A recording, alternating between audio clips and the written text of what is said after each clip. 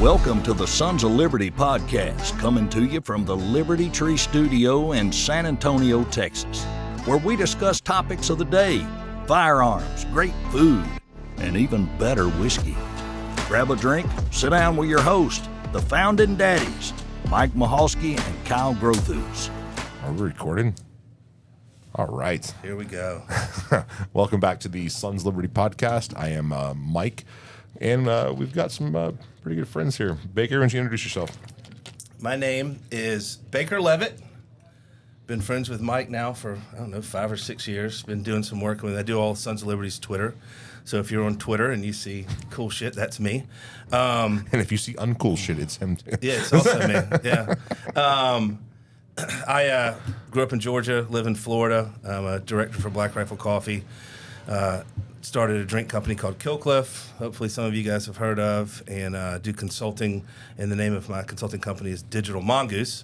And to my left is my buddy Jason Wilson. That's me. I kind of do what Baker does. People claim I hunt and fish for a living. Yeah. So pretty much. Yeah. So, but yeah, Another Georgia boy. Another Georgia boy. So anything social, but yeah, we pretty much work in the hunting space. Yep. Hunting, fishing. Firearms, 2A. But behind the scenes, right? Or you're in front of the camera though, aren't you? No. I'm never in front of the camera.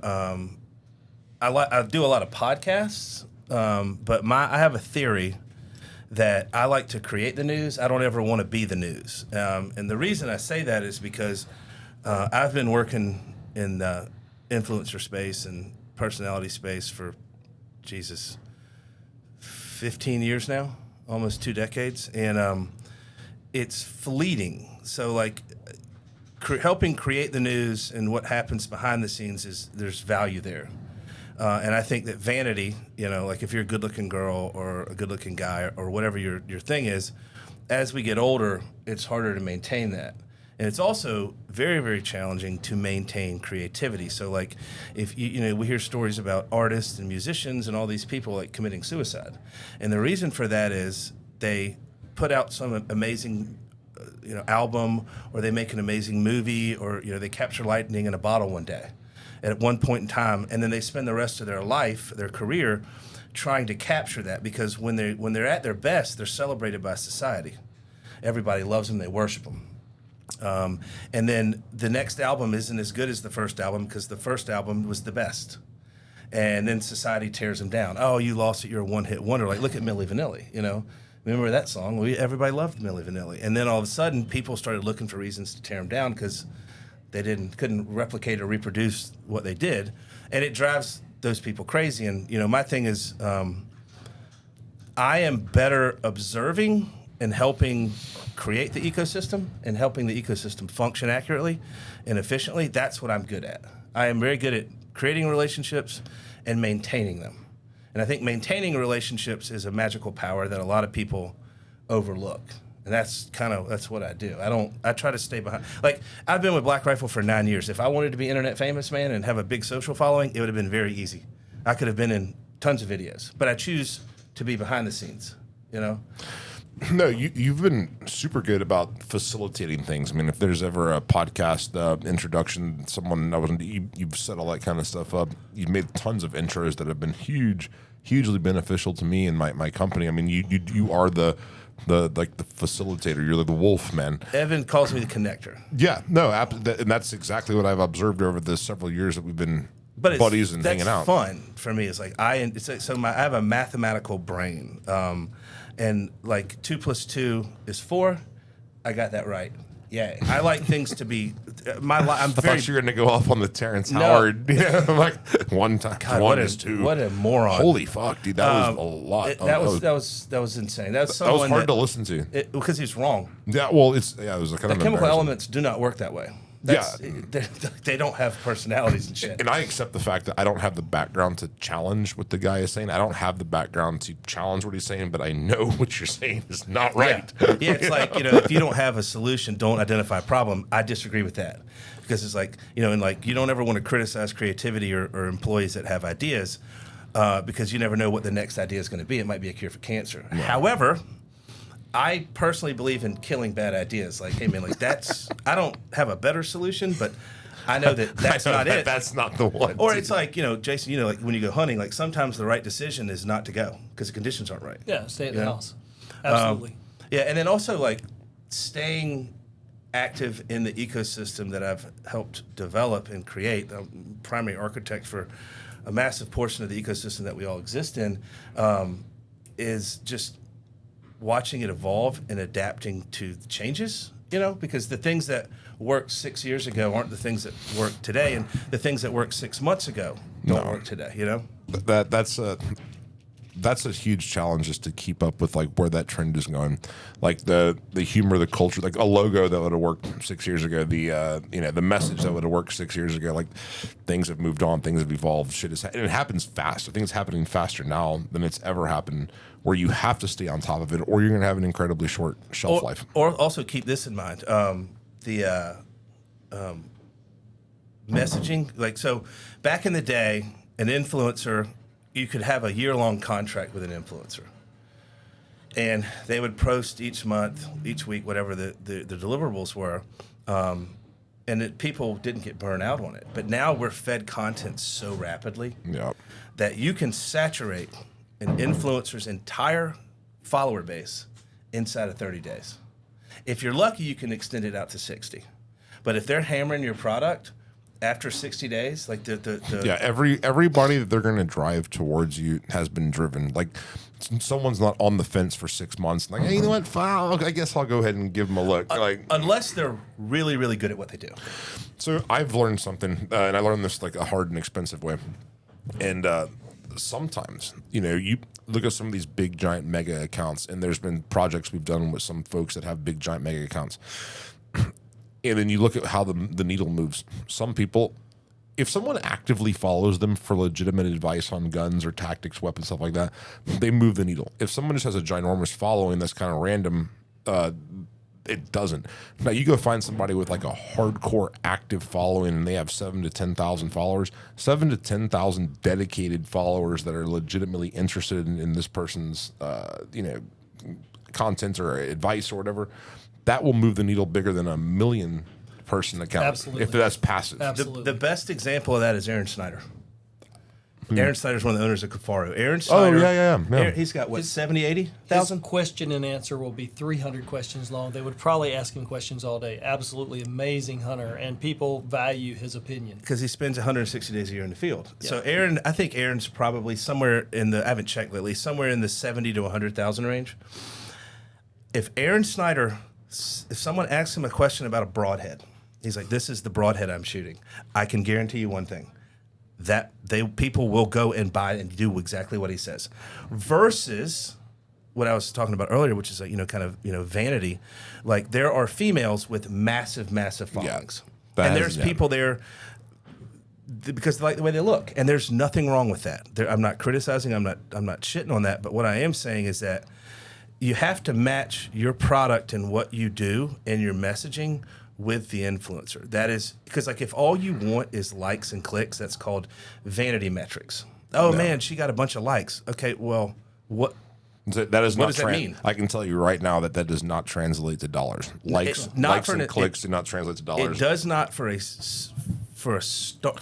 established company. Yeah. But for a startup, let's say you start your company on July the 1st.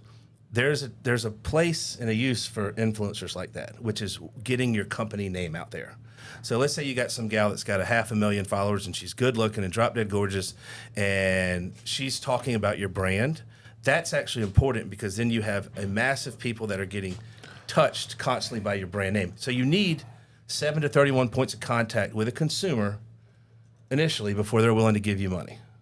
7 to 31. That is actually, ironically, the funny thing is, like, that is a marketing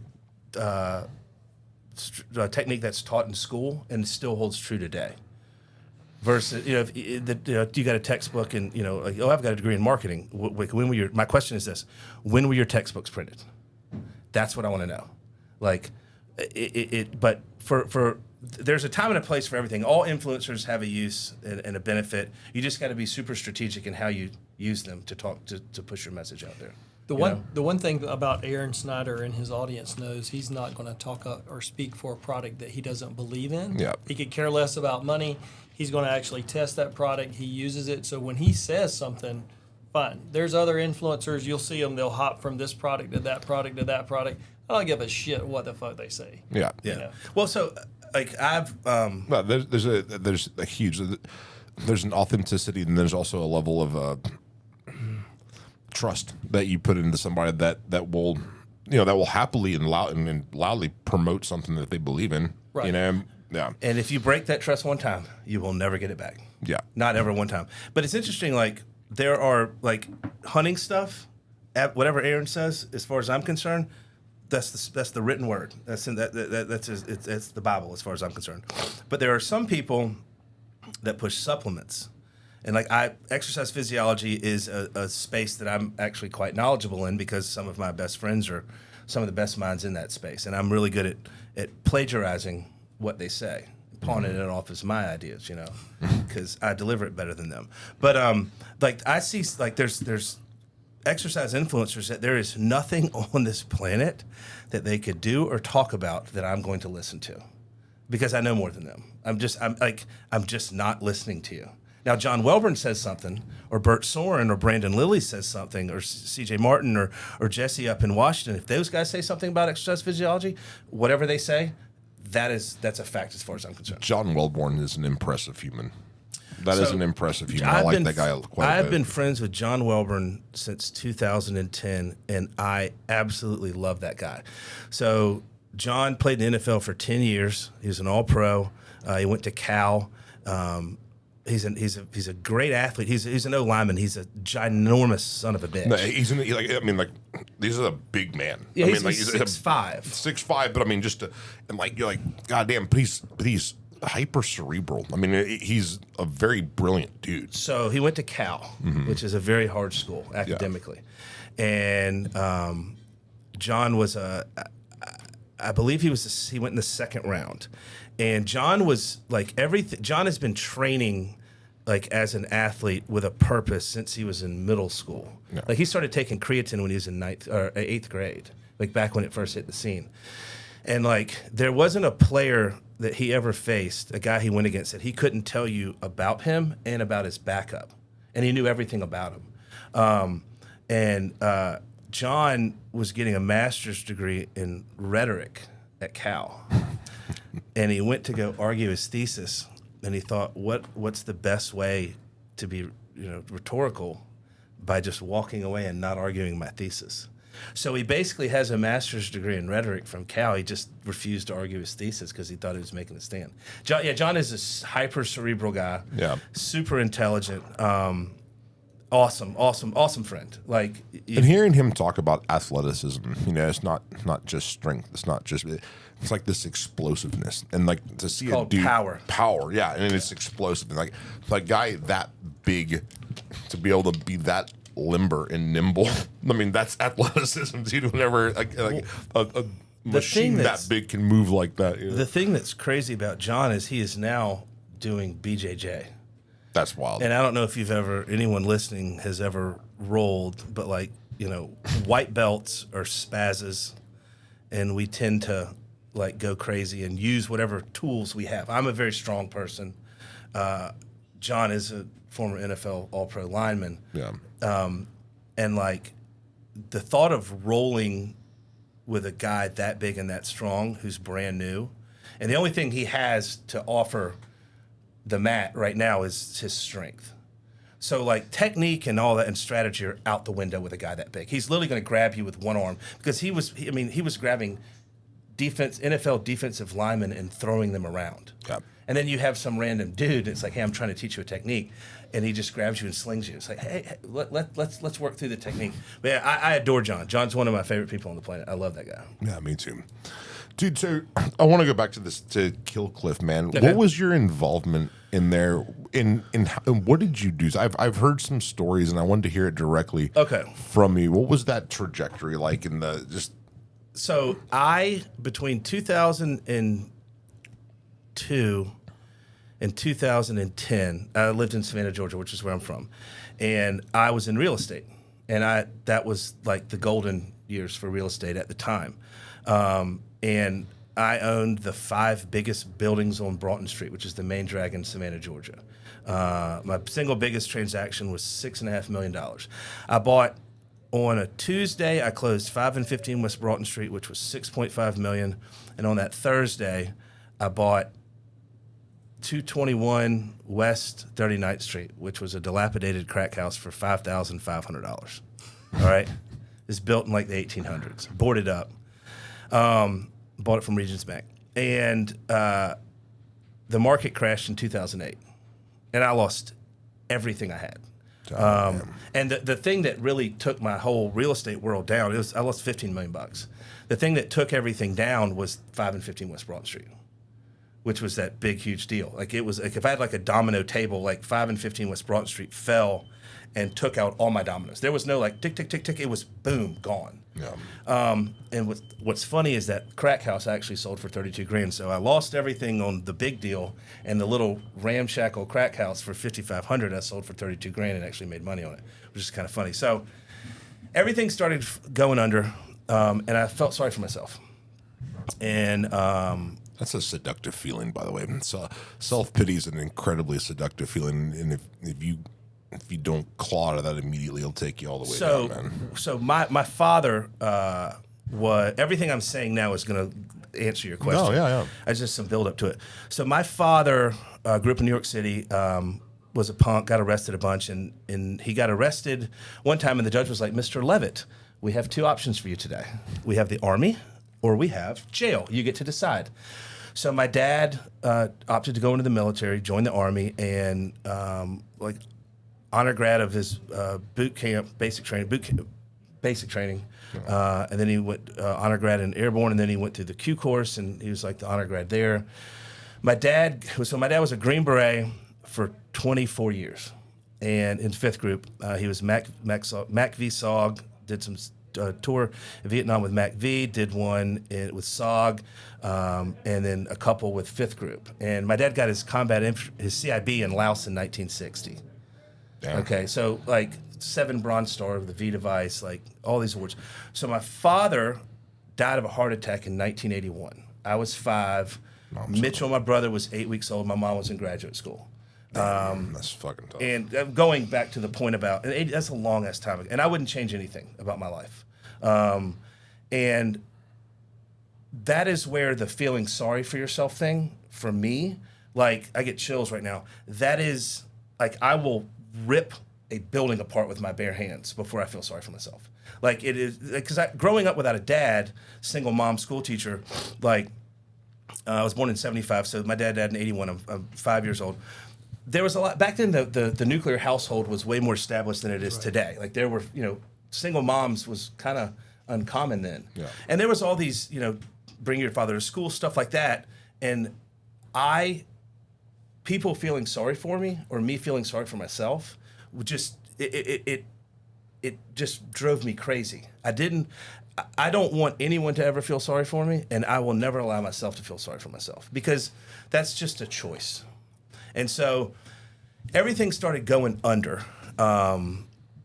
Getting sued by investors. They sued everyone, sued the banks, sued the attorneys. I mean, it was a horrible time to be 30 years old on the top of the mountain, and everything is like, you're just being attacked by everyone. Because what I've learned is that people, on your way to the top of the mountain, they're your biggest fans. Well, you get up there, they want you back down to the bottom. Yes. So my brother Mitchell was a Force Recon Marine. He had just come back in 2004. His last deployment was, he went from Mosul to Monrovia, Liberia. Liberia, Africa. Monrovia, Liberia, country in Africa, North Africa. And he had just finished school. He was starting medical school. And I was sitting at his house, and I was like, dude, what am I going to do? Because, the worst thing that's ever happened to you in your life is the worst thing that's ever happened to you. Yeah. And, like when a kid goes through a breakup in middle school, That's the most devastating thing that he's ever endured. And people laugh it off. They blow it off. But that's that kid's worst day. That's dude. the worst thing that's ever happened to that kid. Yeah. So anyway, he's like, you should go in the military. And at this point, money disgusted me. The thought of working for money as a goal and a barometer of success, to this day, it still makes my skin crawl. And it's because of losing everything I had in real estate. And so I was like, you know what, man, I'm going to do that. He's like, several of the guys that were in his Force Recon team got out, joined the Army National Guard, and went through a program called Rep 63, which is straight into Special Forces selection. And I was like, okay, I think I want to do that. He's like, you will have zero problems with the physical stuff. He's like, if I can do it, you'll breeze through it. He's like, the challenge that you'll have is the mental component, not the intelligence part, but it's just, it's mentally, when things in your life are physically easy for you, which I don't want to sound like a douchebag, all the stuff I've done in life has been physically very easy. All the sports, I played football in college, like it's all been very easy for me. It's when things become physically hard for you, when physicality is a cakewalk, that's when the mental challenge kicks in and things start getting really hard. And I was like, all right, I can do it. Because like our father was a Green Beret, and I was like, I could have that as a driving force in the back of my head. So I'm 50 miles away from Camp Blanding, and the guy called. He's like, hey, bro, you have an inguinal hernia and your left shoulder is completely shot. You're not going to pass MEPS. And I was like, well, man, I got to do something. So I started going through the Defense Foreign Service Agent program through the Department of State. And I was like, if I have a foreign language in medical, I'll be highly desirable. So I went to New York City to NYU to get a master's degree in Arabic. And I was taking emergency medicine at Columbia, at night. And I remember my first day in New York. My car got towed because I illegally parked. And I was like, you know what? As punishment, I'm going to walk to the impound lot on the pier, which is 80 blocks. And I got 2 blocks into this walk. And I remember looking around me and I thought, if I had my dick hanging out of my pants, no one here would care because everyone has their own shit they're focused on in life. Yeah. And my problems are just my problems. Dude. And so that moment, I was like, I'm going to be okay. I'm going to be all right. That is a milestone of maturity. It really is. There's a few milestones of maturity, right? But I think one of them, like whenever you become a man or you become a fucking adult, is whenever you realize that the world doesn't give a fuck about your problems, dude. They don't give a fuck about really anything, even your successes, whatever. I mean, like, if you're lucky, if you're blessed, you might have 5 people in your whole life that really give a fuck about you. Consistently. From start to finish. From start to finish. If you're lucky, you have 5 people in your whole existence that truly give a shit about you. But a milestone of maturity is the moment you realize that nobody gives a fuck about you, that your problems are not shared by the world. The world does not stop for you. And once you accept that, it's almost pretty liberating because, you're not looking around for validation or for sympathy or for anything else.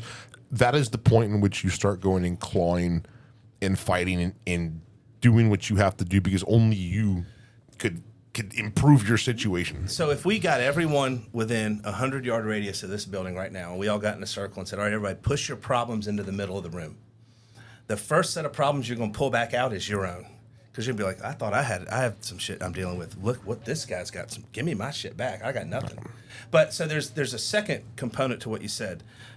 I think when you realize your mortality. Yeah.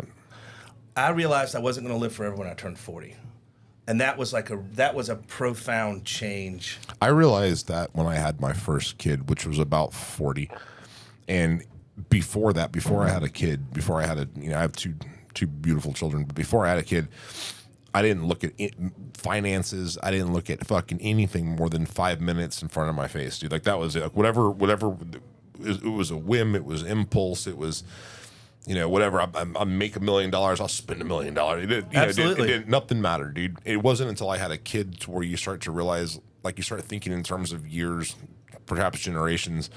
So yeah, your mortality and then your legacy, right? Right. And so it's funny you say it about your child. So I am the exact same way. I know that for the past, once I lost everything, then started rebuilding in 2012, from that moment until now, there has always been enough money to do whatever in the hell I wanted to do when I wanted to do it. And what I mean by that is like I don't fly around on private jets, but like the things that I like to do, I never had to worry about that stuff until Melissa, my wife, and I linked up. And oh man, this sounds so familiar. I think what I'm about to say is the opposite of what everyone thinks I'm going to say. So I adore my wife, I really do. Melissa grew up. Her dad was a cop for 30 years. Her mom was a cop for 20. Melissa owns a CrossFit gym, and Melissa has basically lived paycheck to paycheck for the past 15 years. And knowing that I have been able to provide Melissa to do the things that she's always wanted to do and never really been able to do it, is a phenomenal feeling. And start looking at, like, do I want to work as hard as I do for the next 20 years? I'm 48. Absolutely not. No. So, like, I have another person that I have to think about, and I'm happy to think about when I make these decisions, you know? So, like, but anyway, so back to my story. So, the Kill Cliff. This is a long answer to a very simple question, but no, this is good. So man. I like this. I get to New York, and I'm taking classes. I go to class early. I sit in the front row. I stay late. I ask questions. I pay attention. I do all the homework. Like, I am 100%, 110% locked in to Arabic. And that's the hardest thing I have ever done in my entire life. And there would be times in class when they would be talking about stuff, and I'd be like, what are you talking about? Because I've been here every day. I pay attention, and I don't know what you're talking about. And like, dude, I used to get so mad. And one day I convinced myself that this was a test and that the CIA was testing me. I was 100% convinced that they were going to walk in that room any day and be like, hey, you haven't killed any of your classmates. Welcome to the agency. Like, I swear to God, that's what was going on in my head. Like they were going to come get me. They wanted me to be in a red cell, you know, in New York. Are these agents, are they in the room with us now? Yeah, I think so. I think they're here, like the supernatural. But some beautiful mind shit. So that was August of 2010. And then I started a CrossFit apparel company called Tupood in December of 2010. And then we ended up selling it like 5 years ago and made some money, and it was just awesome. And then in May or January of 2011, we started Kill Cliff. And so I didn't. So you were one of the founders? Yeah, co-founders, yeah. Okay. Yeah, so Todd, GW were the founders, and then me, Michael, and Jamie Shire were co-founders. Okay. So Kill Cliff didn't really kind of start to head in the right direction until May of 2011. And Tupood took off really quickly. And what I learned was that what a mobile customer base is. So if your products all exist, like proverbial speaking, if all your products exist on the same aisle of the grocery store, it's easy to sell your same products to the same consumer. And so CrossFit embraces or banishes companies. They fully embraced Tupood, and Tupood was doing great. And I started introducing our Tupood customer base to Kill Cliff. And so, like, Kill Cliff, Todd was a former SEAL, and Todd's like Evan Hafer, you know, the founder of Black Rifle. There's certain people in your life that you just don't want to let down. You just don't want to let them down, and that is the story with me with Todd and Evan. And I remember, like, Kill Cliff's the hardest I've ever worked in my life to make something successful. And so 2013, Tyson Foods called us. This guy by the last name of Kavanaugh. 2011, y'all founded. Started it, yeah. January. And then 2013, 2 years, which is incredibly fast in the business world. We went from 0 to 16 million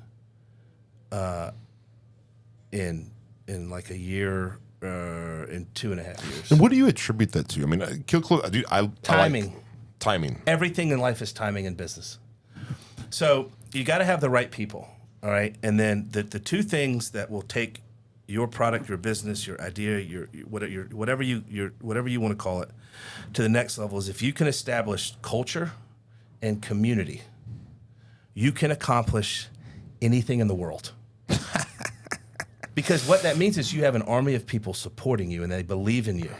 All right? So I was at my mother's house on a Saturday. This guy Kavanaugh calls me, and he's like, "Hey man," I was like, "Oh, you want to place another order?" He's like, "No, we're interested in Killcliff." And I was like, "When did you learn to speak French?" He goes, "What?" I was like, "Who is we?" You know? And he was like, "Tyson Foods," and I was like, "Tyson Foods, like the grocery store?" He's like, "Oh yeah, that's where I work." And I was like, "No shit, man." So at that point, we were at like 16 million in revenue, and at that point in the beverage space, there's a strong. We were all direct to consumer online sales. There's a strong urge to go into retail, which is a massive mistake. It will ruin your company if you do it incorrectly. All right. Yeah. Because you're not talking about super high margin shit here, dude. No, 70% gross margins. 70%? Yes, sir. Are you serious? I am dead fucking serious. See, some buddies and I had thought about doing a beer company one time. That's different. That's 10%. Yeah, no, No. Yeah, That's a 'cause total different animal. beverage. No, yeah, because anyways, I'll let you get back to your story. But I remember we went up to Milwaukee. We went and did all this stuff. We talked to canneries, talked about blah blah blah, and we realized that like the only way to make money in that is in just insanely high volume. That's dude. because the margins were horrible. You're sitting next to a former bar owner. That's because of regulation. Oh yeah, the real quick. I'll let you get back. Sorry. Yeah, no. But the that was when I realized just how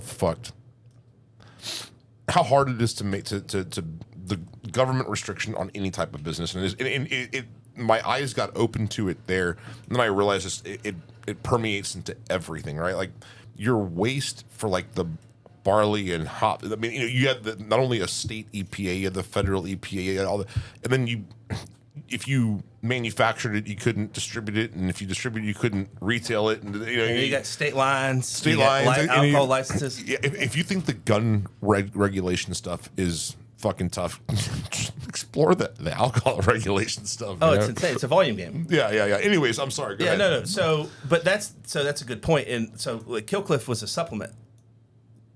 It ain't supplement world is not regulated by anybody. Wow. Like it's the Wild West. So Tyson Foods wanted to write buy. that down. Yeah. Dude, we can put sheetrock in capsules and sell it if you want. So Tyson Foods wanted to buy 30% of the company, and we had another group out of Boston called Sherbrooke Capital. And if any of you guys are listening, are we allowed to cuss? Yeah, of course. Fuck you.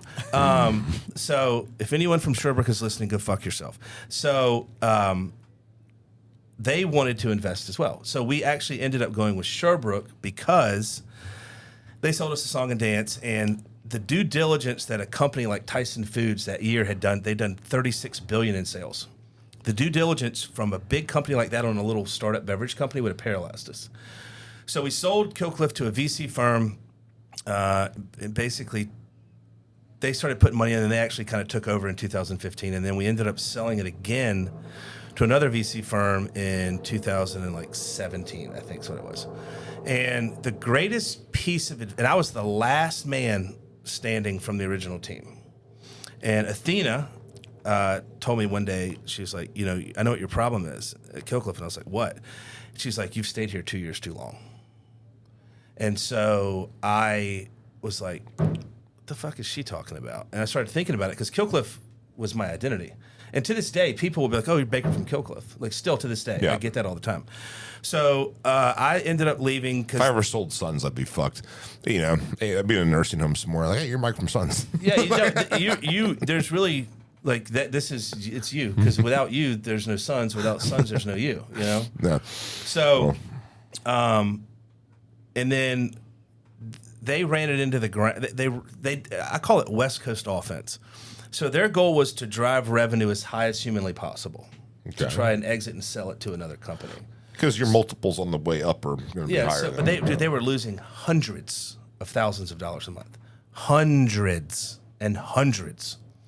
But they kept putting tons of money in. So they figured out like they couldn't do what they wanted to do. So they kind of left it alone. And then they reached out to us, not this past February, but the February before. We actually ended up buying it back from them for like a song and a dance.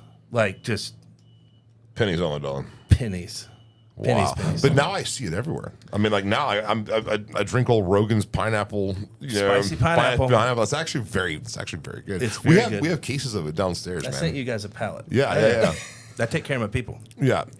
So that's the story with Killcliff. But what's interesting, another lesson was from Killcliff is like I started doing like all the social for Killcliff, and like I'm 48, you're what, 52? 52. Jason and I, when we grew up playing football in Georgia, what'd you do every Saturday morning? You went down the driveway, looked for that newspaper. Yep. Am I in the newspaper? Is my picture on the front page? Am I on the front page of the sports section? Is my name in the article? Did I score a touchdown? Did I run a punt back? Whatever. I might have done that. Yeah. Sore as hell, running fresh to the end of the driveway to get that newspaper. And that is third part. So what I learned, Tupu taught me about mobile customer bases. All right, you can move. So if you started, let's say you started an optic company or a stock company, you can move the Sons of Liberty Gunworks customer into other companies, other entities, as long as you're on the same aisle of your grocery store. Yep. That's what Tupu taught me. Killcliff taught me about third-party validation. And this was the early days of social media. And if I could make someone feel good, and I call it name in the paper. Get your name in the paper. Coach Carter, rest his soul, used to say, get your name in the paper this week, Baker. And I was like, I do it every week, but yes, I'm following you. Try that with someone else. I'm going to do what I need to do. But so if someone tagged Killcliff, posted a picture of the can, I was going to follow them. Well, first thing we were going to like their post. They were like, oh my God, Killcliff liked my post. Right. Then we were going to follow them. Holy shit, Killcliff's following me. They know who I am. They would take a screenshot and post that saying Killcliff's following me. And then 24 hours later, we'd go back and comment on the post.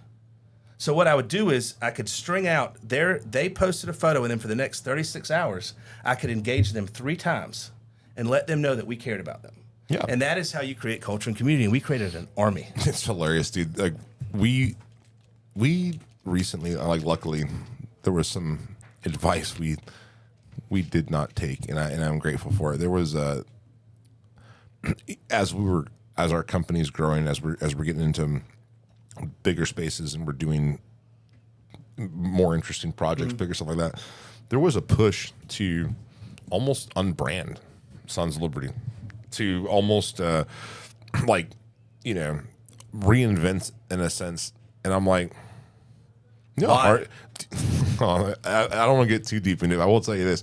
You know how fucking hard it is? Or I even shouldn't say hard, but just like you said, timing. Like we have created a brand that is, I believe, is bigger than guns. Like absolutely. Whenever you see somebody and they want to make a statement about their position on the Second Amendment, they're wearing a Sons of Liberty T-shirt. Absolutely. You know, and it's gone almost mainstream, where it's not just people that are like really, really into guns. You see people that are really into like counter narrative, like free speech, liberty, stuff like that. Like when you see Elon Musk holding taking a drink out of a cup with the Sons of Liberty logo on it, or you see Rogan, or you see Tulsi coming out like to make a position on guns. You can't buy that whatever that thing is, whatever it is that called authenticity. Authenticity, yeah. But I'm saying, and that goes back to you saying you'll have 5 people that care about you. Yeah, it's authentic. That's what it is. Right, and so I think it would be with $1 billion. I'm not sure you could buy that type of. No, you captured lightning in a bottle, and so I don't know who told you to rebrand. I would be willing to bet it was probably either a much bigger company or a big consultant.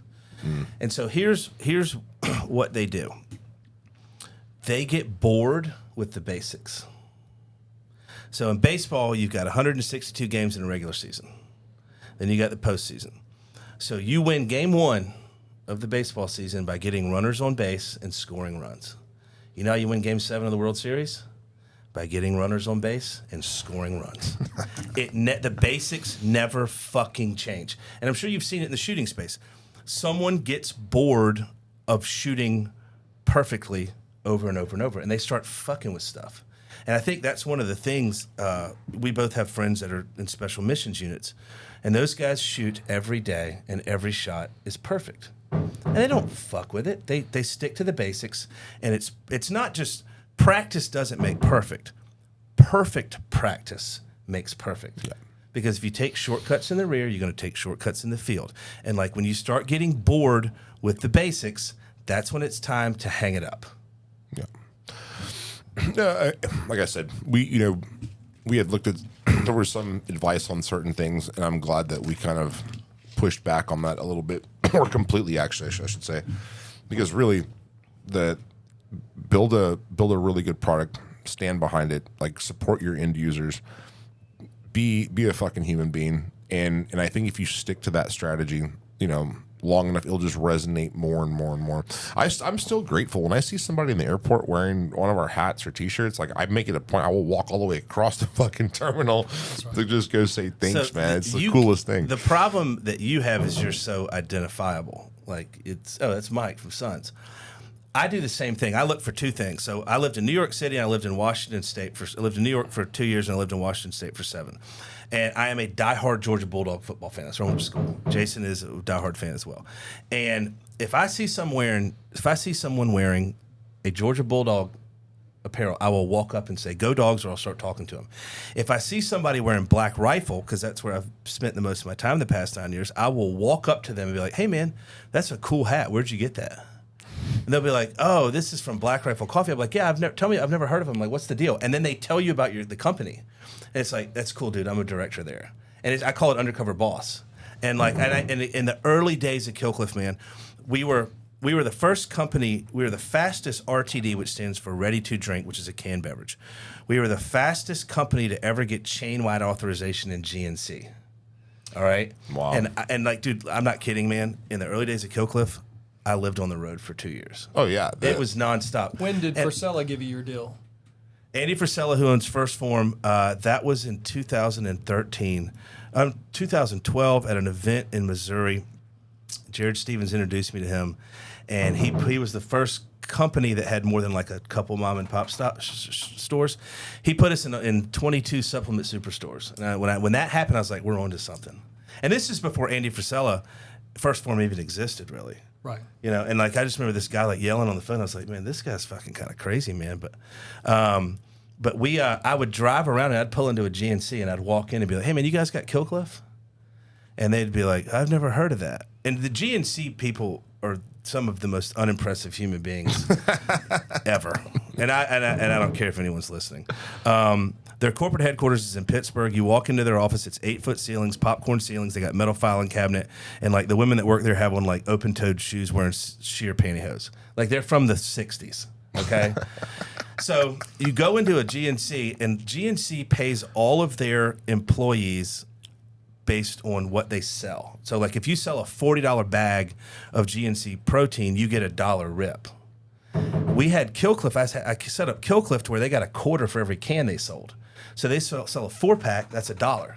So what I would do, I'd go in and be like, "Hey man, you guys have Killcliff?" They'd be like, no, I haven't heard of that. So I'd walk around the store and be like, "Hey man, I just found it." They're like, "Oh, I didn't know about that. I haven't had it." And I was like, "Well, let me tell you about it." I'd tell them all about it, and I would buy every can of Killcliff in that store. And I'd be like, "Hey dude, every time you sell a can, you get $0.25.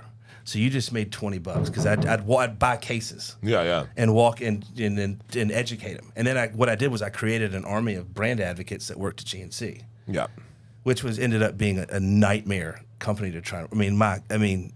My God, dude. No, I've seen that in Sons, man. I mean, if the guy behind the counter understands your product, you're gonna crush it. Like if someone walks into a gun store in fucking Toledo or something, man, if the guy behind the counter understands your product, understands your company, tells them, "Hey, like this thing, if you back over it with your truck, they're going to send you a new one. And if you use it in defensive shooting, if they take it for evidence, they're going to send you a new one." This thing, the performance metric. If the guy behind the counter believes in you, that's a huge deal. So you know what that's called? So Paul Gomez taught me this. And Paul Gomez, we were in Huntington Beach, and we went for a walk. And he goes, and we walked into a surf shop, and they had a display at the front. And he was like the number 2 at Hurley surfboards for a long time. And then he went to work for Nike. Awesome guy. And he's like, "The most important thing that you have outside of what an existing customer is customer service. Yeah. But a potential new customer is what is their first interaction with your brand?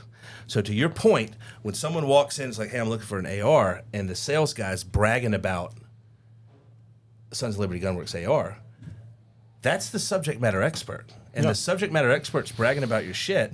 That's how, and that's culture and community, dude. That's exactly what that is. Yeah. It's super, that's one of the problems with retail is like, what is the customer's first interaction with the product and the brand in the retail scenario? So how many times have you been into a grocery store, convenience store, and the cans and shit were all just fucked up, pushed all over the place? And so that's one of the challenges with retail is keeping your sets nice and organized. It's expensive.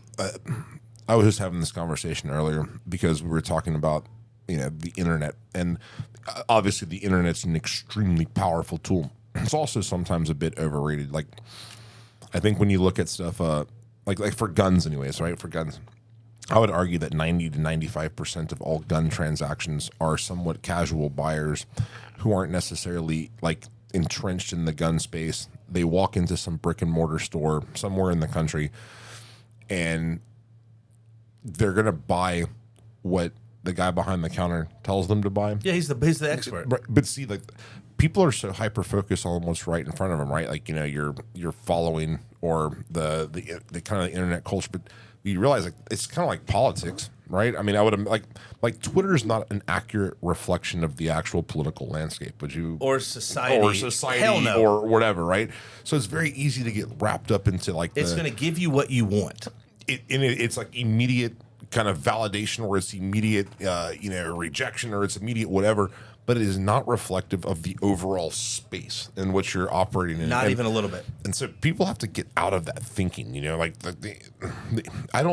it will move the needle. It can help launch something. It can help give you traction, give you momentum. Perhaps it's a good way to gauge the temperature of certain things, but it is not that accurate of a metric for what's really happening. It is a very valuable tool to have in the toolbox. So I think people misuse that tool. That's what I'm saying. I mean, it's a very valuable tool, but you have to know how to use that tool. You have to know how to use the tool, and then you also have to have a toolbox that has everything in it. So, like you mentioned politics. One of the things Jason and I are working on is voteforamerica.org, and we'll get into that in a few minutes. But like, when you go to DC, all they do, their toolbox is very limited. Yeah. Now, it has an insane amount of tools, but there's only like 3 different types, like ads on TV, radio ads, mailers, and like email blasting you once you've already donated. They don't, there's everything's important. Like you have to have an omni-channel approach to business, and you have to have an omni-channel approach to politics. Like, you have to do everything. And in today's day and age, with the state of the economy and like money and stuff, and people don't have as much, interest rates are through the roof. You have to know how to use every tool precisely, and you need to know when to use it. Yeah. Like, if all you do is just, we're just doing this one thing, you're specializing. And when you specialize in something, you're neglecting a bunch of other skills. Yeah. When you've heard the term, they're out of touch, they don't know, I had no earthly idea how bad it was. Tell them, What, Baker. you talking about the DC? people in DC, they have no clue about the average person, what they're going through every day. They're surrounded by a bunch of little nerds that's never had a regular job, that's never, known what it was like. They worked on a campaign in college. When they graduated, they went up here. You've got a couple of generations of these people that have never done what you and I do, what regular people do. They are in such a bubble, they have zero clue. I believe that. It's a massive bubble that has like 75,000 layers of asbestos insulation, which is the greatest insulation, by the way. They don't understand the common man. They do not relate to the common man. They don't understand, they don't understand the voter. They don't understand where the voter is consuming his media, and they don't know how to talk to the voter. Yeah. So I'm not trying to get political, but I will. Well, look, I'll give you an example, right? If you look at like the average American union worker, right? Like here's a guy that's historically voted Democrat, probably because his parents and grandparents voted Democrat, Which were different Democrats back in the day. Different Democrats, by the way, but like this guy votes Democrat. He's a welder, a plumber, he's an electrician, he's a unionized, works in a factory or something up in the Midwest, and these are like blue collar patriots. They still fly a flag in front of their house. Absolutely. They're like, these are guys that their interest was, reforming labor law in like the 40s or something like that. But then historically have always voted Democrat. And when you see the unions leaving in droves from the Democratic Party, it's because like this guy who works in a factory and votes Democrat, he doesn't have any interest in like sex change for children or normalizing pedophilia or opening fucking borders and like ruining labor because you're inviting cheap labor into the country. When you see like reasonable people that have historically voted a certain way leaving in fucking droves, that tells me that the people that are in charge of the messaging are highly out of touch with their actual core. Right. The union member did not leave the Democratic Party. The Democratic the party Party left them. him. Yeah. Also, keep this in mind. The coastal elites, their ivory towers with their Ivy League degrees. Yeah. They look at union laborers like they're just trash. Fucking peasants, dude. Yeah. And let me tell you this. You know who doesn't sit around bitching about student debt? Yeah, And weirdo-ass degrees? A welder. A welder. truck driver. Fucking guys that's making right. 6 figures, dude, with no debt and a pretty damn comfortable life. If there's anyone... Now, your interpretive dance degree, that's going to be a little bit harder. Female women's studies. So if anyone listening to this podcast like is looking, like you're a young guy or whatever, and you're looking for a career change or you don't know what to do, I would highly encourage you to take a look at the trades. Dude, Because if you start in the trades at the age of 18, guess what you won't have to do when you're 40? Work. Yeah. You can do whatever you want. No, and You'll have $1 million in the bank easy. Yeah, and that's if you decide to just continue to work for yourself. I learned how to turn a wrench, and it was a passion that I learned how to turn a wrench, and I started this in my fucking garage, and then right now 60 dudes later, and we're shipping all over the world, and it's because like the same thing goes for if you're an electrician, construction guy, welder, whatever. It's very easy to scale.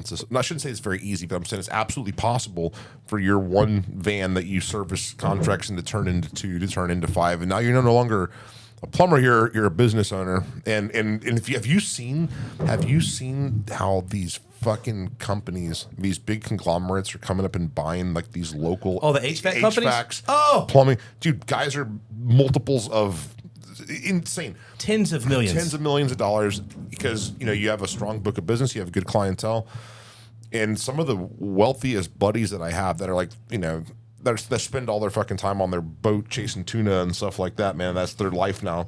Yeah. You're looking at one down here on the left. Well, no, but they're guys that are sold. They sold their HVAC, their plumbing, their construction business to these conglomerates that are buying everything up. And by the way, that's going to be. I believe that if your job involves air conditioning, and I'm not shitting on this, if your job involves a desk or air conditioning or something like that, you're probably going to be one of the first on the chopping block when AI kicks the fuck off, right? If you're an analyst, if you're working behind the computer, it's still going to be a long time. Or you're you went to Yale and you have a degree from an Ivy League and you're a journalist or a writer. Yeah, if you're a journalist, or writer, or even like even money management, stockbroker, shit like that. I mean, if your job is to interpret data and try to make educated guesses best off of data, there's a fucking super intelligence on the way, dude. Yeah, you're fucked. It's 100 degrees in San Antonio today. Your air conditioning guy, he's going to have a fucking job. Yeah, that's what I'm saying. Like, the shitter's clogged at 2 a.m. Guess what? They fucking robot ain't coming anytime soon. Dude. Yeah, one of my very, very close friends, he was a Marine. He got addicted to Oxy. He was hooked on Oxy for a decade, which is some of the craziest stories I've ever heard in my fucking life. The fact that that's legal, the fact that OxyContin is prescribed legal, and that there's not like I said, Jason, we were going turkey hunting. I said, Jason, not this Jason, another Jason. I said, if we're going from Seattle, Washington to Tacoma, and I said, hey man, if I took 3 of the pills that you were hooked on and I put them on my dashboard, what would you do right now? He goes, I'd jump out the window. I was like, really? We're going 70. He goes, I wouldn't give a shit. I said, how'd you kick it? He goes, they made it where you couldn't smoke it anymore. They lost this number. I might be off a little bit here, but I'm close. When they got rid of that certain type of Oxy where you couldn't get the time release off and you couldn't smoke it, I think they lost $70 billion. So Anyway, so Jason, there's some guy that's peddling dime bags, in fucking jail somewhere. Well, what happens is, so what happened is they transitioned from Oxy over to black tar heroin because it's the closest thing to it. And he's like, the heroin thing always grossed me out. But he got himself together, got his shit together, and started going through the apprenticeship or journeyman, whatever the term is, to become an electrician. And he lives in Bothell, Washington, and works in Seattle, and absolutely kills it. Works when he wants to work. If he wants to take a day or 2 or 3 or a week off, he can. And just absolutely kills it. And he's like, man, I wish I had learned about this instead of trying to go to college. Because school is not for everybody. My brother is a surgeon. My brother was a Force Recon Marine for 6 years. Now he's a surgeon. All right, my brother graduated last in his class in high school. I graduated second to last. I was dead last in my high school. Yeah, fuck school. I was dead last. Fuck school. I was the homecoming king, though. Yeah. I could throw a fucking kegger. But the thing is, school is not for everybody. No, it's not. And what they've done, what the Democratic Party and the coastal elites and their ivory towers have done is they've demonized manual labor and the trades. And it's disgusting. But this has been something for fucking at least as long as I can remember watching TV. Like in every sitcom, the plumber that showed up was like some fucking buffoon. Absolutely. The handyman around the place was always like portrayed in some kind of light. And these are like Hollywood elite actor, fucking liberals, sitcom that stuff couldn't like that. do the work that the guy's doing. Yeah, have you seen the South Park where like the fucking the plumbers and the electricians are all billionaires? Have you seen the South Park? Oh my god, dude, it is hilarious. You're like, I'll trade you counseling. This woman's like a therapist. I'll trade you counseling for plumbing. Like, man, I don't need fucking counseling. I'm a billionaire. So funny. It's like, but that's one of the things. The Democratic Party, like those people didn't leave the Democratic Party. The Democratic Party left them. Yeah. And like if you look at all the crazy shit going on in this country right now, like I don't know unless they are getting their information from somewhere that I'm not aware of, how you can look at all the things that are going on in this country. Like, for example, when Melissa and I first started dating, we would go to the grocery store, Publix in Florida, and we would guess how much food was on the conveyor belt. And like Melissa, the one thing that Melissa does, Melissa buys groceries, and if you were to see our grocery bill, you guys would be like, man, I think Baker's a billionaire. I'm dead serious, man. It's insane. But like, so we buy a bunch of groceries. We buy really healthy stuff. She cooks everything. $125, $150 was like a big, that was like 2 trips from the truck with 2 people with their arms full. And now it's over $300 every time we go to the grocery store. And we don't go just once a week. Like we go multiple times. It is, and the thing that like, I'm in a position where that doesn't have an impact on my day-to-day life. I'm like, damn, that's a lot. But there's a lot of people that it does. But that's the thing that fucking drives me crazy, man, is when you think about the people, $300 or $150 or whatever the bill is, like, for some people, man, that's a couple days work, and that bothers me. I was coming back from the farm Sunday, and I stopped at McDonald's and I got a spicy chicken sandwich, 2 plain cheeseburgers, and a large fry. It's $21, $22. Yeah. That's supposed to be $9, man. That's McDonald's. That's supposed to be at the dollar menu, literally a dollar menu, right. Which is no longer at the dollar menu. Yeah, but that's also why I think you are seeing the narrative crack, man. I don't think it's as I want to believe, and maybe I'm biased, maybe I'm looking for confirmation bias, but when I look at people and I'm watching interviews or podcasts, and I'm looking at places that I'm trying to, look. Obviously, I don't look at the newspapers or the mainstream stuff because that's just garbage. No matter what they're, no matter what they're fucking selling, it's bullshit. They're lying. They're lying. But you look at people that historically have always had at least a certain worldview, and there does seem to be a shift. There does seem to be. But what's scary as fuck is whenever a poll comes out, and like Trump is leading in, Nevada by, like 4 points. That tells me that even if that poll is accurate, there are still 46% of fucking people that think the current trajectory of our country, it makes sense. There are still we're not talking about some fucking landslide here. Roughly half the country still believes that like this guy is fucking senile. Okay, like I don't give a shit. Like Biden is no longer there. The guy is gone. He's fucking gone. Okay.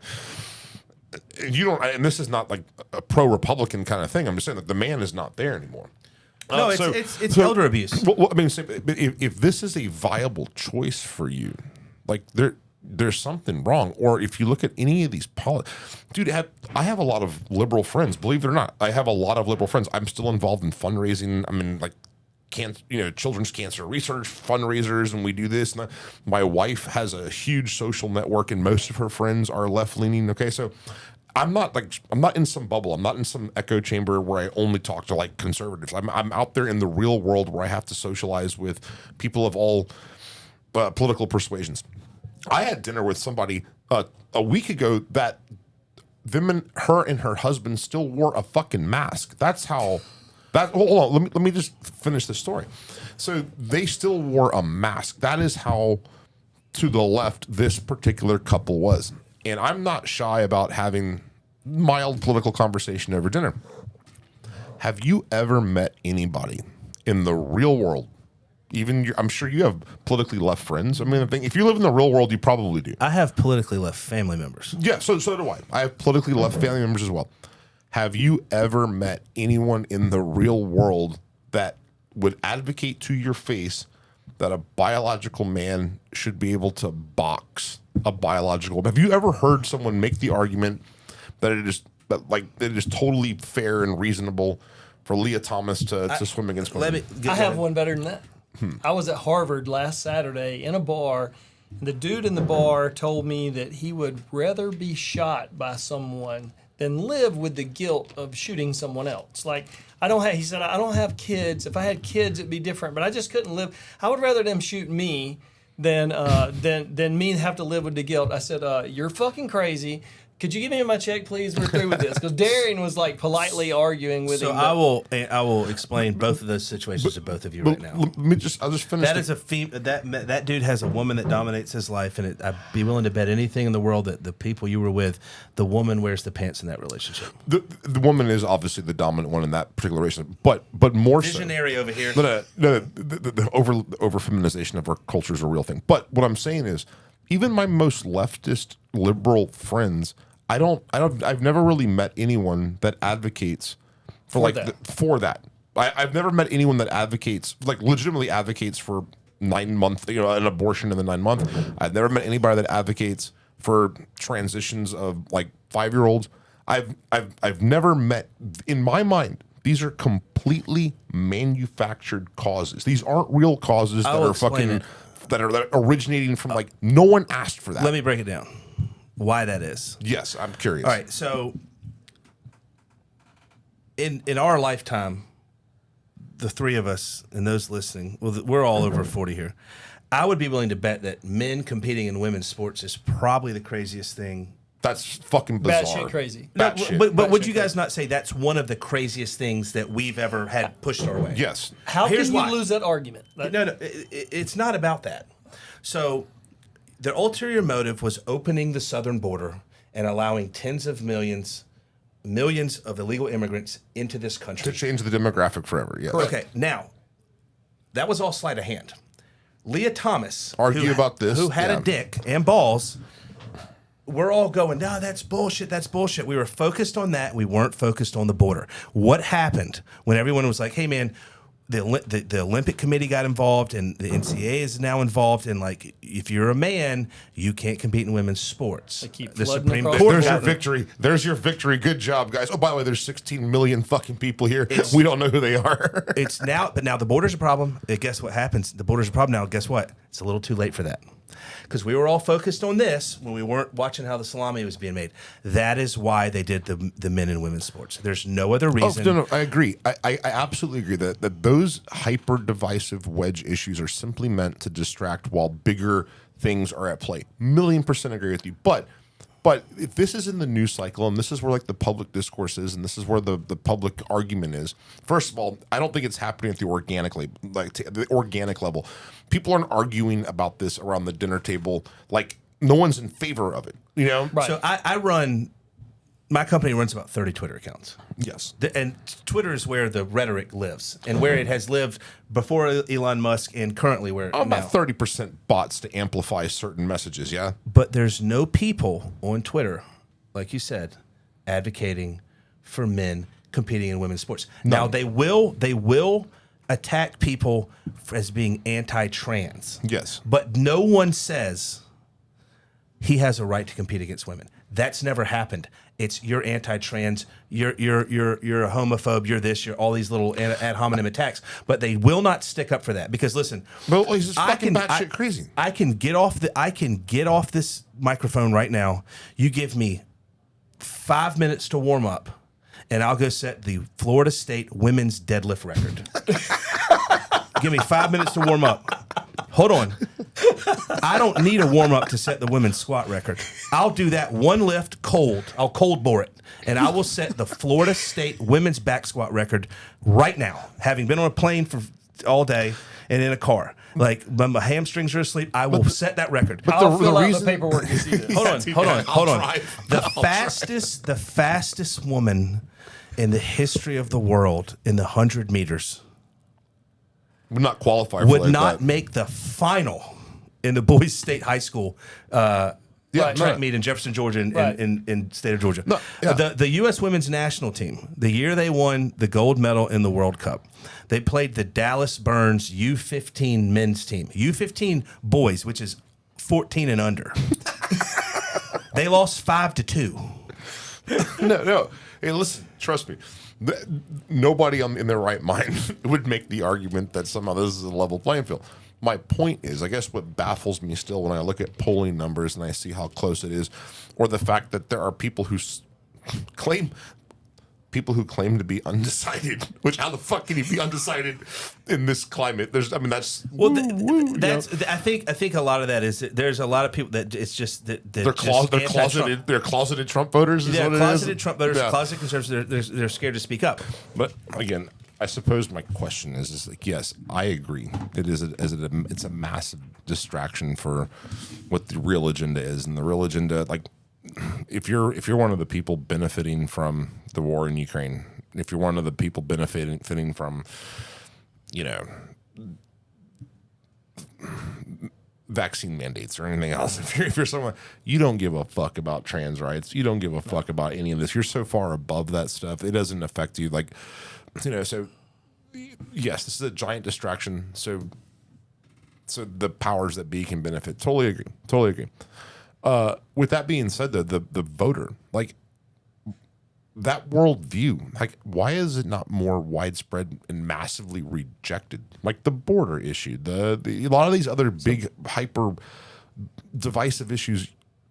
Why haven't they lost 30%? I mean, like, honestly, I don't understand it. Like, it makes no sense to me. Honestly, people are dumb as cows, right? And they don't do their own research, and they sit there and they watch these same shows telling them the same thing, just like the people wearing the mask. They've been beat in the face so many times. I think they're just, I don't know, dude. The mask is the MAGA hat of the left. Yeah, right. Okay. exactly. We can all agree on that. And then the armband. There's also a big thing about the trans thing, which opens up the medical community for more surgeries and procedures. So, like, if someone told me that some of the big pharma companies were behind that, I'd be like, okay, that makes sense. But then again, but here's the crazy statistic about that, man. There's 360 million people live in this country. 0.004 identify as trans.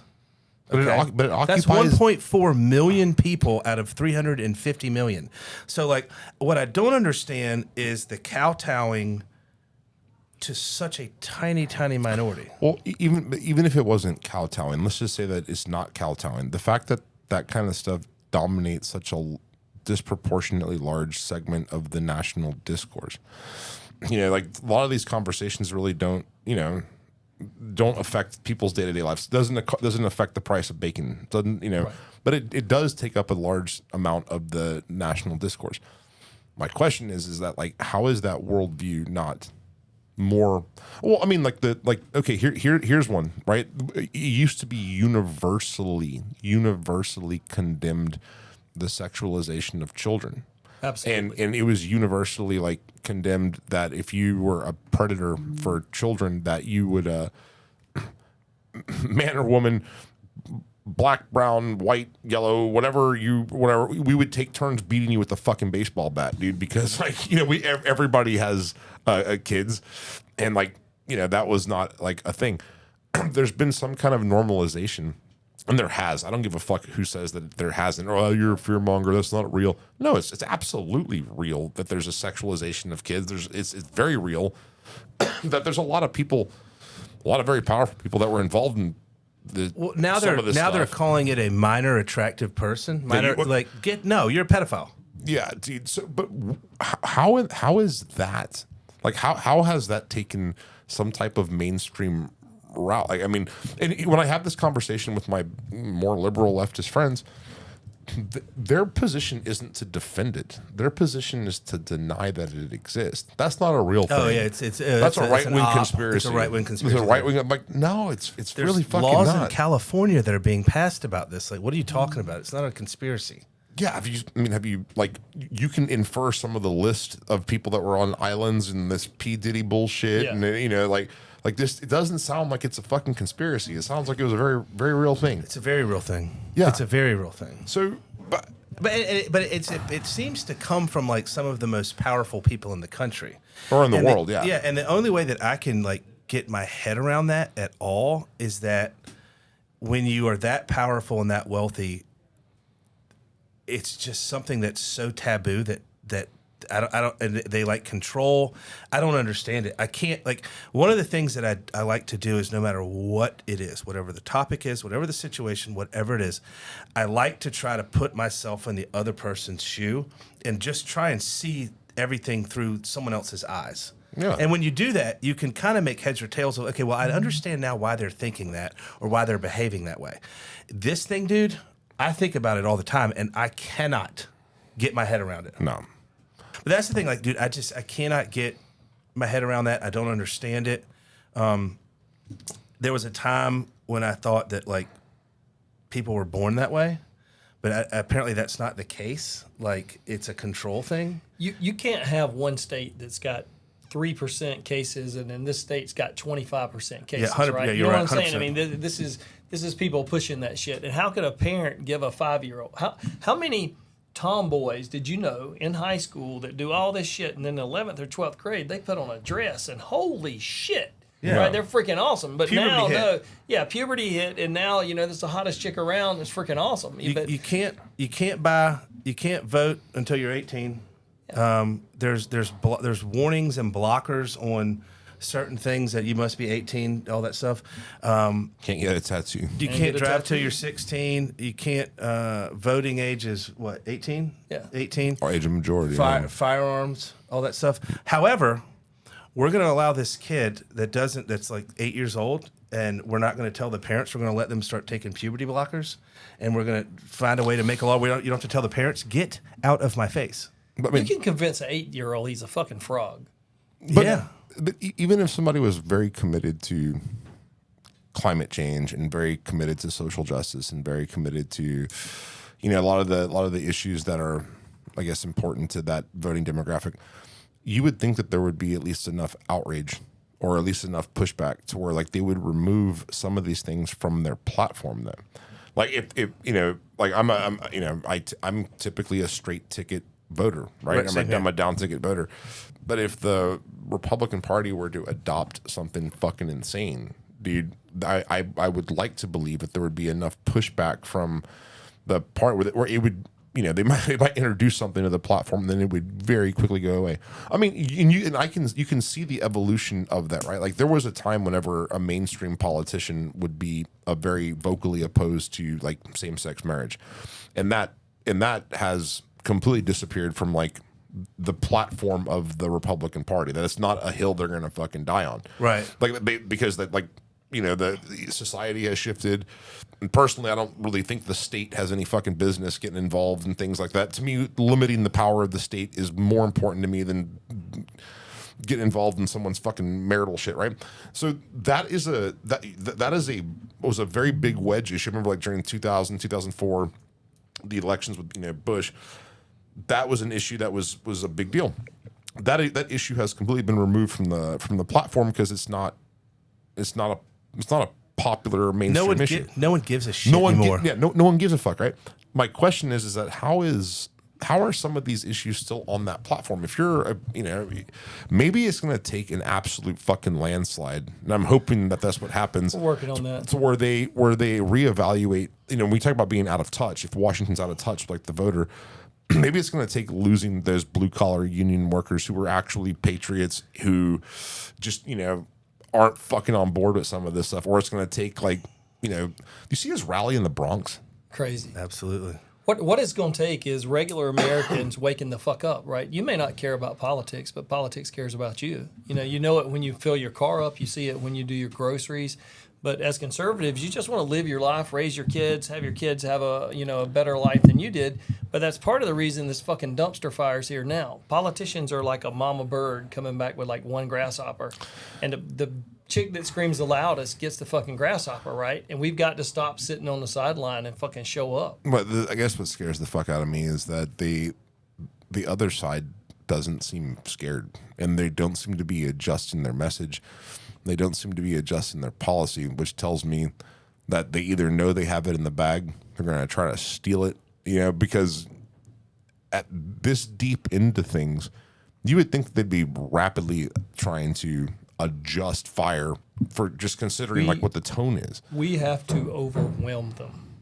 And the message isn't get out, or isn't register to vote, get out to vote. That's not the fucking message. It's not enough for us as conservatives to just go vote anymore. You got to get involved. I don't need your money. I don't want you marching on Saturday. But we all know one motherfucker that didn't vote last time. Yeah. If when we find one person, each of us finds one person, take their not your Aunt Pam that votes every fucking time. We're talking about Uncle Steve, right? You and Aunt Pam load Uncle Steve's grumpy ass up and take him to fucking vote. And it's really that simple. I'm gonna break this down for everybody listening. Please pay attention. So, vote the number 4 America.org. Vote4America.org.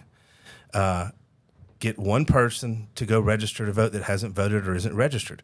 And now I'm going to go over some statistics for everyone listening, because this is a badass gun company, and I'm sure the people listening to this podcast like guns. I'm going to read some numbers of unregistered hunters and gun owners by state that did not vote in the last election. All right.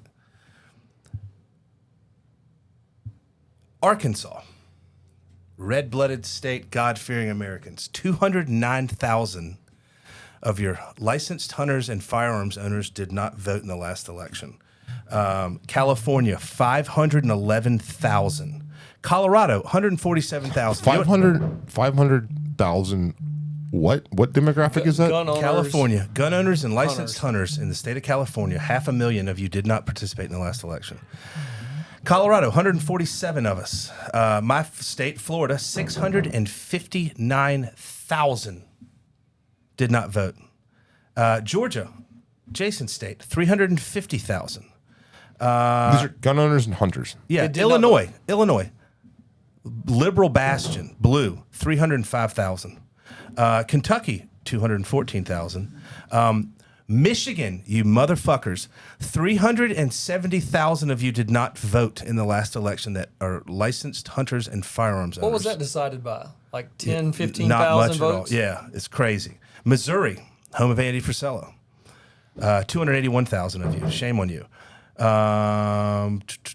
Michigan is Michigan's. What's Pennsylvania? That's the big dog. Great state. There's more licensed hunters in the state of Pennsylvania than any other state in the country. 515,277 of you did not vote in the last election. South Carolina, 229,000. Tennessee, 311. Texas, 663,985. Virginia, 277. Virginia's in play. And Wisconsin, another battleground state, 338,000 of you. So 330,000 people who are registered hunters and gun owners who you might over 18 and above, who you might be able to make a guess how a lot of those guys would vote. And that thing was decided by a few thousand votes. The state in Montana, you have John Tester, who is the fattest piece of shit elected official that has served in the U.S. government in our lifetime. He's a gargoyle. He's just a monstrous gargoyle man. He is votes with Biden 95% of the time and has taken more money from super PACs than any other Democrat in the country, including Joe Biden, which is crazy. Tim Sheehy, who went to the Naval Academy, then became a SEAL, a couple combat deployments, Purple Heart, Bronze Star with V device, got out, started an airborne aerial based fire suppression company. He sold for $350 million. Okay, so we know that he's not just some pretty SEAL. Like this guy can do business. And a couple months ago, he was vacationing in Florida, and 3 people were drowning, and he swam out and saved them. Didn't talk about it. Didn't tell anybody. Had to pry it out of him. He's 38. He's running, and all he needs to do to beat John Tester is increase the voter turnout by 3,000 votes. There's enough preppers in Montana to win it. There's enough hunters. There's enough hunters. Early vote. Hunters and gun owners can change the course of this country if they just fucking show up. And they're the ones that bitch and moan and want their rights and want their guns. And here we are, not even voting, not participating. One of the most one of the most defeated I've ever felt in my life. I had spent a lot of my own personal money, like not the company, like my own personal money and life, effort, energy before like the gun apocalypse in California, and we needed, if I'm not mistaken, I think we needed like 300,000 signatures on a ballot or to get the issue on the ballot. We needed 300,000 signatures to get the issue on a ballot, and there were people outside of shooting ranges and sporting goods stores, and people would come out of these places and say, "Will you sign this thing?"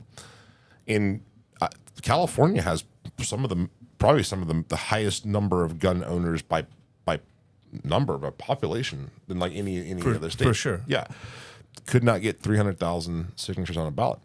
And so when I see not my friends, but when I hear people complain about the laws and stuff in their state, the apathy there is outrageous. So looking at these numbers like Montana, Michigan, Pennsylvania, dude. Do you know how many votes we need for Dave McCormick, to win the Senate seat in Pennsylvania? What, 4 to 5,000? Yeah. Something like 4 to 5,000, something like that. That's it. There's 515,000 licensed hunters and gun owners that did not vote in the last election. We need 1% of you. 1% Yeah. So, here's another thing. Put this into perspective. Lauren Boebert from Colorado won her seat in Congress by 30 votes. Brandon Herrera, who just recently ran in Texas 23, lost by 407 votes. Every vote counts. If you don't vote, every time that you're like, oh man, I'm not voting, they're going to steal the election. They didn't steal the election, in my opinion. What they did was they found a bunch of loopholes with mail-in ballots and ballot harvesting, and they just took advantage of it. Well, not just that, but you also had they cheated. They cheated. No, they absolutely fucking cheated. Yeah. And do I think they cheated by stuffing ballots? Absolutely. No. Well, I mean, yeah, 100%. 100%. I absolutely believe that happened. But do I think that the most egregious form of cheating was your social engineering by curating Google searches, right? Absolutely. By curating your news feeds, by suppressing massive stories that would have had an impact on stuff like the social media manipulation, and I think they can juice up turnout where they want, and they can probably dial down enthusiasm where they don't. And so that's what you're fighting. Look at the bots that they're using on social media now. And you can look at these accounts and you can actually tell they're bots where they're saying, I'm not voting, this shit's rigged, they're going to steal it anyway. They're trying to psychologically beat us down to keep us from coming out. I think that's what happened. And no offense, I'm voting for Trump unapologetically. 100%. But I don't think he did Georgia any favors, by kind of, when we needed that. We had a couple seats there that were pretty important. So, okay, I think you should. In the state of Georgia, in the last 3 Senate elections, all right, they spent $750 million to lose all 3. Lose 3 times. Lose the first race and run the runoff race. But if you feel that your effort is futile, you stay home. If you stay home, that is exactly what they want you to do. Because you know who does not say that? The left. The left is not disenfranchised. No. They love it. They're like, you'll never see a person on the left, a progressive liberal, say, yeah, man, I'm not going to vote. They're going to steal it. No, they're voting. Because every time you don't vote, that's 2 votes for the other guy. One of the reasons we're spending the money in the wrong place, like unfortunately, talking about that bubble in DC, they don't understand that people are consuming their content on podcasts and watching YouTube. They're not watching ads. I don't give a fuck how much money you spend on a television ad. That doesn't affect anything. But people like us, people like you, YouTubers speaking out, talking to their audience, telling them how important it is to vote. That's the people we have to have speaking out, because nobody's going to watch a damn YouTube ad. Let me echo something that you said earlier, Michael. You said, you give me those influencers that have like 7,000, 10,000 followers, and people pay attention to them. I want to say something to everyone listening. Please take this to heart. 1 is greater than 0. So you give me 100 people with 1 follower, I'll take that over 1 guy with 1,000 followers. Because here's why. You think about your social media, I only have 100 followers or whatever. But I guarantee you know most of them. Right. You probably know all of them. Yeah, the smaller you're following them, like there's probably family, friends, old college roommates. You have massive influence over them because they know you. Yeah. Okay? And this is the best thing you could possibly do. Make a post on your social media and get someone to register to vote. Vote, VOTE, 4, America.org. Put the link in your post. Get 1 person. If everyone listening to this podcast got 1 person to vote, we would win. That's all we need. That's all. We don't need massive numbers. We need small numbers, and we just need people to vote. And when you say I'm not voting, they're just going to steal it. That's exactly what you want them to say. They're controlling you. If you don't vote, they don't have to steal it. Or the other thing that is fucking infuriating to me, and I see this all the time all over social media, is that both sides are fucked, both sides are corrupt. It's all bullshit. Blah blah.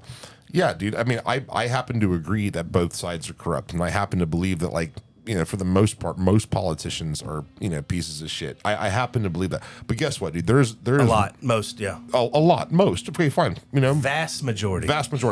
So if I hear, hey man, both of them suck, I'm sitting this one out. Okay, that's fine, dude. One of them wants to fundamentally fucking suppress your right to speech. One of them wants to take away your fucking fundamental right to self-defense. One of them is sexualizing fucking children. One of them is okay with, fucking opening the border and ruining our sovereignty. So yes, they're both pieces of shit, but one side is a bit shittier than the other. There's a clean end of this turd, okay? Yeah. And so I don't give a fuck. And I've hammered home to people too, because I saw this happen in 2016. If you liked Trump, you were shamed into silence. If you liked his policy, you were shamed into silence. Oh man, yeah, and everybody was like whispering, "Fuck that, dude, man." I don't care what you call me. I don't care, what. Like honestly, I think this worldview is better than this other fucking worldview, and don't be shamed into silence for this kind of stuff. And let your voice be heard. It's important. Even if you have the ability to only influence 2 people, imagine if 1,000 people influence 2 people. That's 2,000 more votes. So let's throw Trump out of the picture. Let's don't even talk about Trump. Yeah. Okay. When gun owners show up to vote and we show up in mass and hunters show up in mass, it's really the states that have the power. Yeah, absolutely. The states have the power. You don't want illegals voting. You want voter ID. That's determined by the states. Yeah. When we show up in mass to vote, whether you're voting for Trump or whatever, but flipping those state houses is what changes the voting, where we know that if you don't like computers, you don't like the machines, fucking vote, because the state can change that. If you go look historically at one of the costliest political mistakes ever made, go look at what happened to the House and the Senate after the assault weapons ban. After the assault weapons ban was passed, go look at the very next midterms and elections and go see what happened whenever people actually rose up in mass and voted. And it's considered one of the the worst. What year was that? 94. 94, yeah. So go look and see what happened, with that. Now, I look at local politics here in Bear County, Brandon, where part of Bear is part of 23. But I look at our DA race, our DA, Soros funded,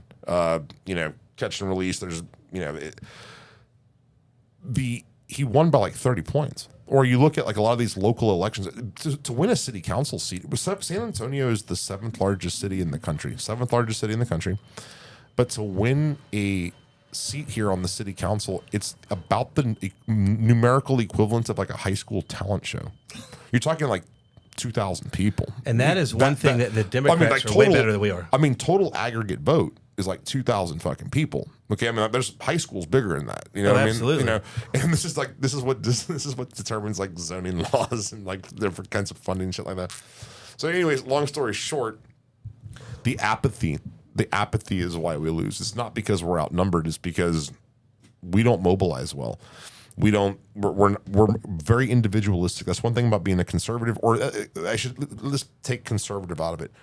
If you put your emphasis on us being a democracy, or if you put your emphasis on us being a republic, okay? But the republic, the power lies with the rights of the individual.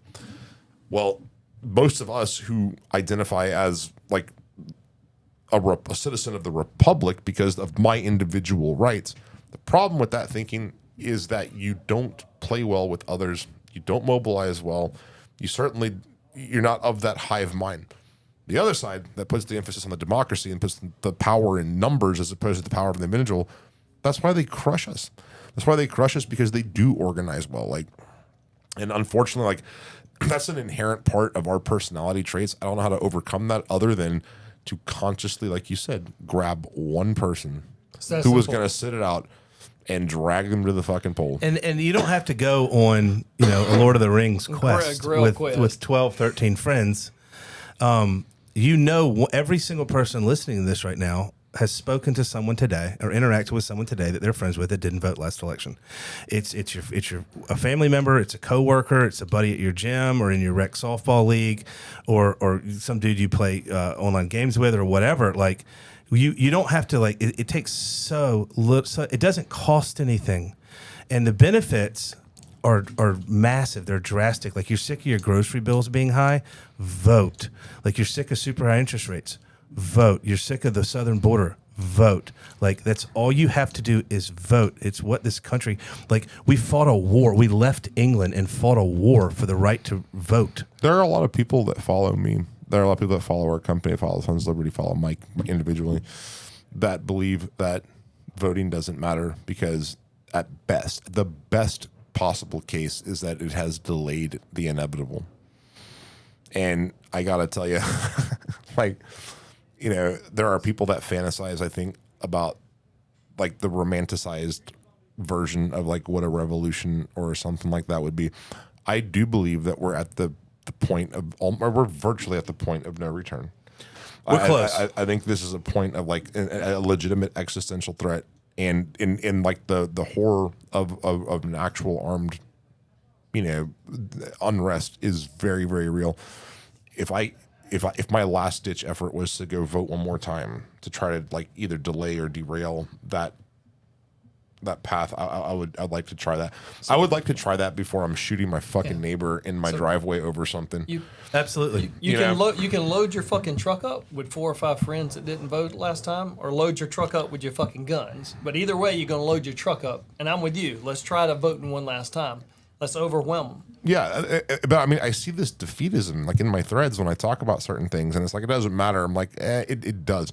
And by the way, dude, like if you can't muster the effort to go vote, if you don't have the commitment to at least go cast a ballot, you're telling me you have the fucking commitment to go like live out in the woods with your beanie weenies and your fucking like 3 loaded mags, and you're gonna fucking what? Do what?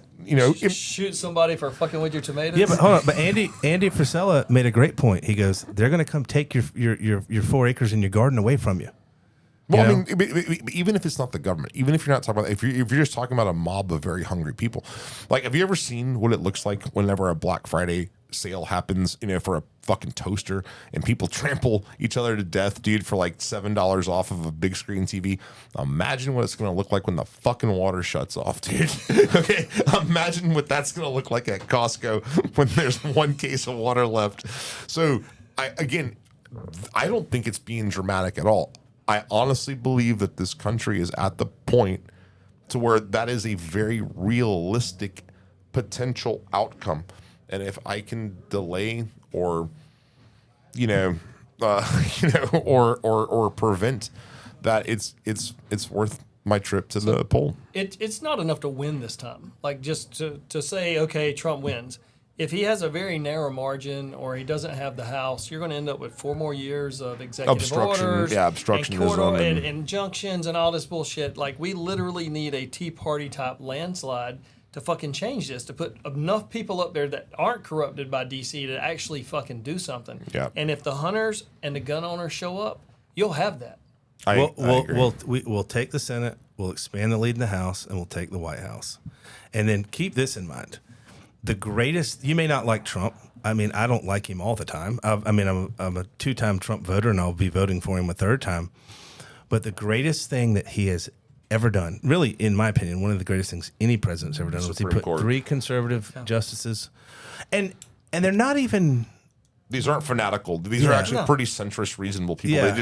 The other side is fanatical. The other side, if you read like the dissenting rulings of these other, like the other justices on stuff, like the 6-3, recent 6-3 bump stock ban. If you read the dissenting rulings, it's highly emotional based. It's not logical. It's complete bogus bullshit. Like, at least the justices he put in place have shot him down. Multiple times. I mean, bump stocks were his. They shot that the fuck down, dude. That tells me that like they're actual real jurists. You know? Yeah, and what's interesting is I cannot remember the name of this, and it drives me absolutely insane. But there was a New York Times reporter for decades that reported on the Supreme Court, and there is conservative justices. There is every liberal justice has voted the way or ruled the way that the person that appointed them would have ruled. Okay, Every time. 100,000% of the time. The conservatives have a tendency to drift to the center or left. Like, look at John Roberts. Yeah. And that is because it's not the Streisand effect, but it was like this female journalist's last name, like Sally Smith effect. And what happens is people would kind of drift because they wanted a favorable article from her. And it's a real thing, and there's all this data. I'm gonna find this article and I'm gonna share it with you because it's fascinating. But we have the Supreme Court, and like we have the First Amendment, we have the Second Amendment, and we live in the greatest country that has ever existed and that ever will exist. And it's just all you have to do is find one person and go vote. Yeah, and I'll close with this too. Like, you can't. This 24 is different than 20, and one of the most important and significant things that have happened was, I have to give him credit. No more, I'm a huge fan of this. I think he's a human being that our great grandchildren are going to study in books. But Elon Musk bought fucking Twitter at an incredible loss simply to open up another source of dialogue. And what I think has happened is, yes, you and I who work in this space, our profession is working in the social media space, yeah? In Facebook and Instagram and YouTube, we're all still incredibly biased, but he has started to drag them a bit more towards the center, simply because there's an alternative that is not, and it is getting traction. So the difference between 24 and 20 is that at least we're not going up against the complete failings of information embargo. And also all the dirty tricks they pulled last election, we're aware of. We're aware of, yeah. Yeah, there's no secrets. Yeah, and like you said, legacy media is fucking dying, and it couldn't die fast enough, dude. But podcast, independent journalism is higher now than it's ever been. It's getting harder to suppress people. If Elon had owned Twitter X in 20, the Hunter Biden story would have spread like wildfire. Yeah, it would have made a difference. It would have made a difference. Yeah, would it have won? I don't know, but it would have made a difference. It made a difference. Let me ask you a question about that. What's your take on him and his gun charge? Let me answer first. Hunter Biden bought a revolver while addicted to crack. Okay, I personally love crack. No. No, I've never. I've done a lot of other stuff. Like, I am no saint. I am not a saint. I have gotten down as hard as anybody, but I never mess with that hardcore stuff. Yeah. Like crack and heroin. I've never even seen. I know you are. Bigger. But I don't. That to me isn't. I don't. I'm more concerned about the selling access, and the foreign business dealings. His conviction is the biggest fucking piece of shit stupid thing. First of all, it's the only crime that he supposedly committed that doesn't directly implicate his father.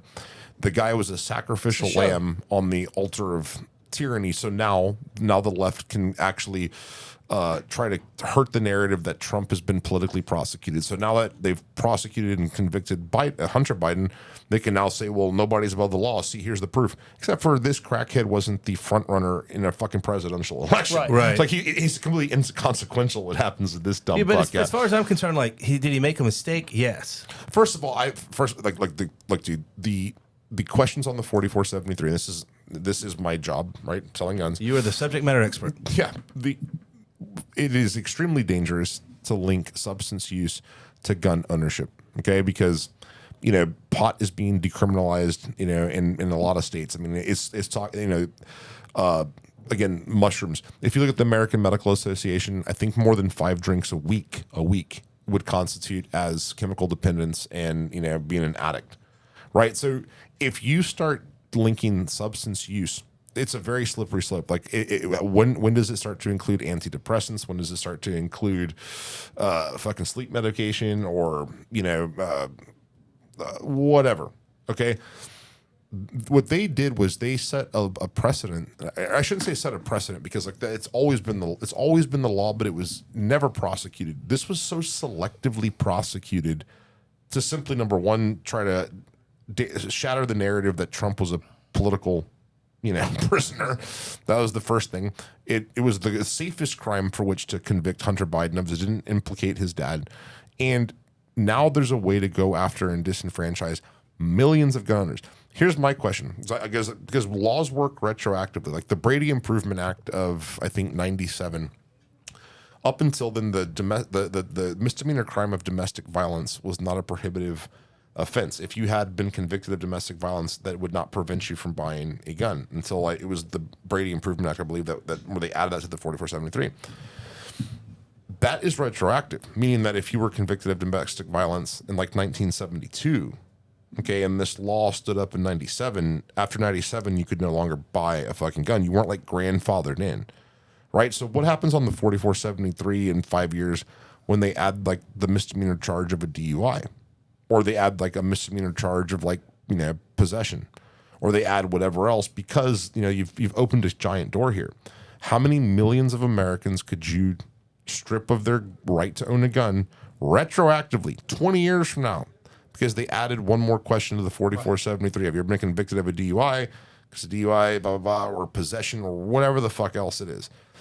So not only was this crime bullshit, and it's all political theater. It's also very dangerous as to what the implications are. And if you think you can tell me what the national conversation is going to be in 5 years, you're out of your fucking mind.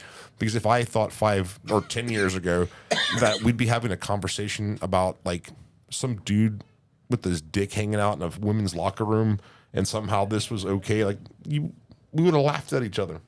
No, here we are. Guys, I have to get rolling. It has actually been this has probably been the most fun I've had up here ever. And Baker, it's good to fucking see you, man. It's been too long. Yeah, no, dude, thanks for having us, man. I thoroughly enjoyed the conversation. Yeah, dude. And Jason, nice to meet you, brother. We need to come. Actually, we just started an outdoor clothing company. Yes. So I would actually love to pick your brain, and I'd like to have you back. Just so we're all avid diehard hunters. I mean, that's all we are all fucking hardcore hunters. We probably should have gotten into that a little bit on this podcast. So the next podcast, let's sit down again and let's talk about the shit we love. Yeah, man. Thanks, guys. Thanks, guys. Take it easy. That was good. Yeah, I think so, man. That was great. Thanks for joining us today right here at the Liberty Tree Studio. But be sure to visit us at solgw.com for hard use blasters, badass swag, and much, much more.